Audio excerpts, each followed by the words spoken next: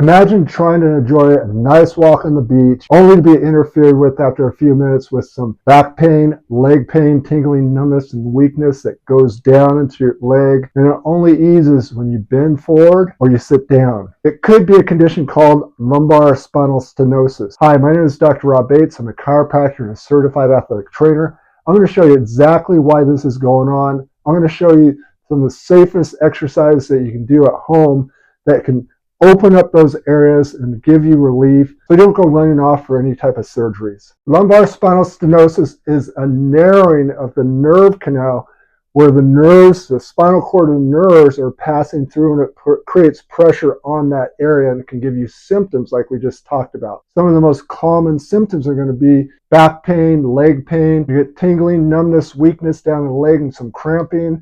Typically it's going to be brought on when you're walking or standing for any length of time, but it's going to be relieved when you sit or you bend forward. The most common cause is osteoarthritis.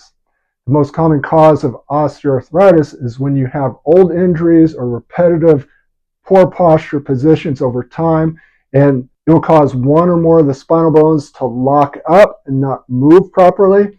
And for joints to be healthy, they have to move properly because you have these discs in between, they're little shock absorbers.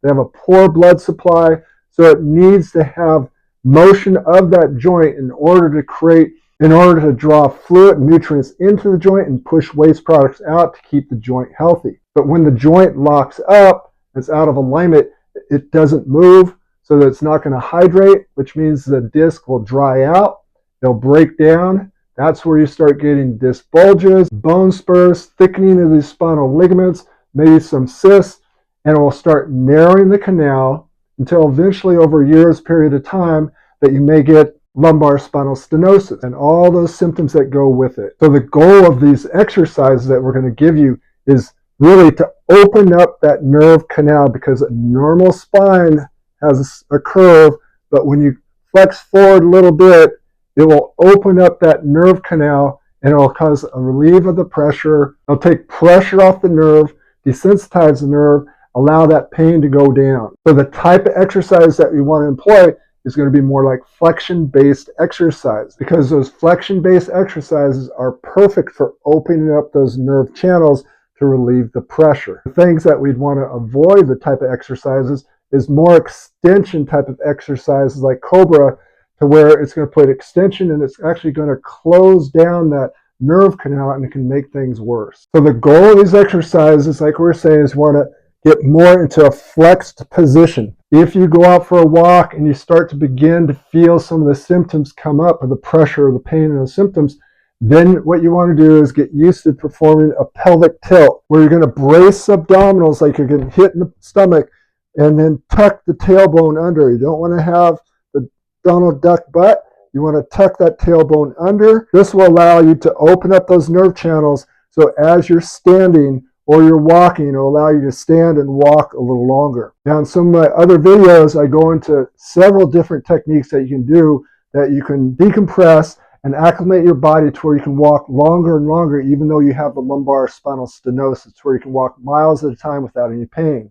Check out some of our other videos on that. Another flexion-based exercise that you can do at home before you go out walking is to do abdominal curl-ups. You're going to be lying on your back, and the goal is that you want to brace abdominals, and when you do that, it's going to create that pelvic tilt, and it's going to cause this to flatten out the spine.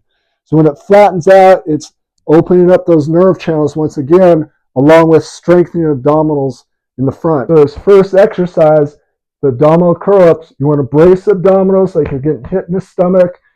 You flatten out that spine to the floor. You make a fist and you just curl up.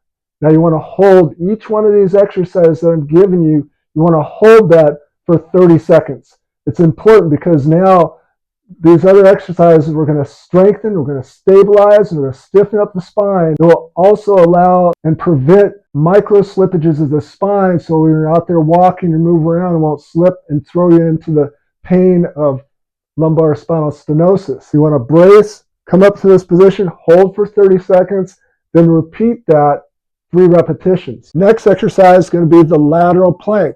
So you perform lateral plank by bracing those abdominals again, And those glutes, stiffen up, make a fist, and reach out over the other shoulder. You want to hold this for 30 seconds. So hold it for 30 seconds and repeat 3 repetitions on each side. Next exercise is going to be the glute bridge. You brace abdominals, contract the glutes because you do not want to get extension into it by doing too much glute contraction. So you really got to brace those abdominals and keep that flat back. So you brace abdominals as you're contracting the glutes.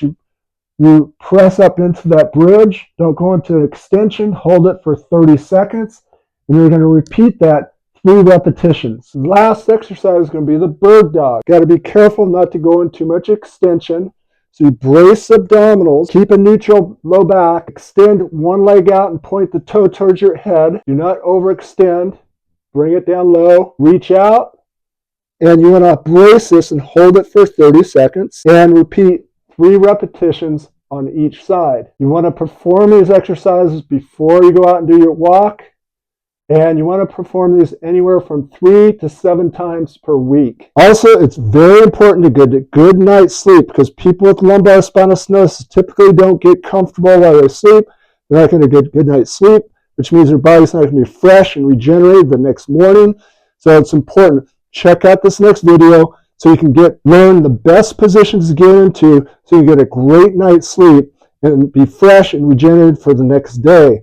Also, if you have any questions, make sure that you either comment in this video on what type of videos that you want me to cover with lumbar spinal stenosis, because we've treated thousands of people with lumbar spinal stenosis, gotten great results, including myself.